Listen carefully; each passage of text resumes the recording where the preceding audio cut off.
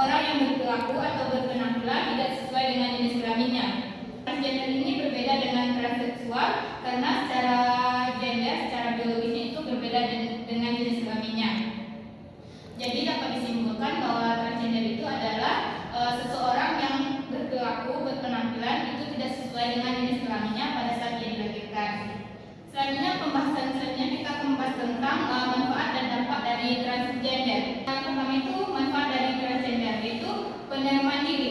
Ketika seseorang melakukan transgender, ia akan merasa mempunyai semangat yang lebih tinggi dan kenyamanan terhadap identitas yang mereka sedang melakukan itu. Kemudian adanya kesetaraan hak. Ketika diakuinya transgender di masyarakat, maka hal tersebut akan menambah prinsip dan menguatkan prinsip terhadap kesamaan kesetaraan di dalam masyarakat. Kemudian adanya peningkatan kesadaran sosial. Selanjutnya ada dampak dari transgender. Yang pertama dampak dari transgender itu sendiri yaitu terjadinya konflik norma agama. Kenapa terjadinya konflik norma agama? Karena di dalam transgender itu bertentangan dengan hukum syariat Islam, yaitu merubah kodrat dari Allah Subhanahu Wa Taala. Yang kedua dampak dari transgender ini adalah dampak keluarga dan sosial. Karena adanya kelangsungan terhadap keluarga dari transgender ini, akibatnya terjadinya isolasi sosial, yaitu pembatasan sosial antara si individu dengan keluarganya sendiri. Kemudian adanya risiko medis atau kesehatan, karena mereka itu seringkali melakukan operasi sehingga terjadinya kesehatan yang kerusakan kesehatan dalam jangka waktu yang lama. Kemudian ada pun masalahan atau dampak dari transgender. Yang pertama itu adanya stigma sosial dan diskriminasi. Di dalam masyarakat sering terjadi diskriminasi terhadap transgender, baik itu dari segi pendidikan, sosial, masyarakat maupun pelayanan publik.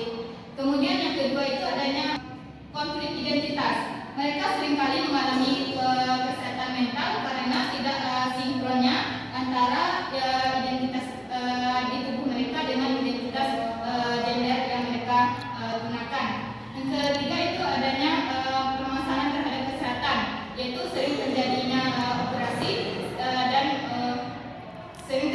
operasi sehingga mengakibatkan kemungkinan kesehatan mereka terganggu dalam jangka waktu yang lama. Kemudian solusi yang dapat diberikan atau penawaran terhadap permasalahan transgender ini, yang pertama itu kita dapat memberikan pendekatan secara spiritual dan psikologis, yaitu dengan cara memberi pemahaman terhadap transgender itu, bagaimana cara penerimaan terhadap apa yang telah diberikan oleh Allah Subhanahu Wa Taala. Yang kedua itu dengan cara memberikan pendidikan dan kesadaran, yaitu dengan cara memberikan edukasi tentang apa itu transgender dan kesetaraan gender. Selanjutnya itu dengan cara memberikan pemahaman tentang hak dan kewajiban terhadap setiap gender. Kemudian ada pun dalil yang membahas tentang transgender itu dijelaskan dalam Quran surah Al-Hujurat ayat 13, yang mana artinya wahai manusia, sesungguhnya Allah telah menciptakan kamu dari seorang laki-laki dan seorang perempuan, dan kami jadikan kamu berbangsa-bangsa dan bersuku-suku agar kamu saling mengenal. Dan yang paling mulia di sisimu yaitu orang yang paling bertakwa. Sungguh Allah yang Maha mengetahui dan Maha teliti.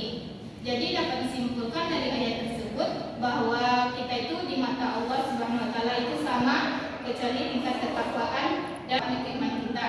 Jadi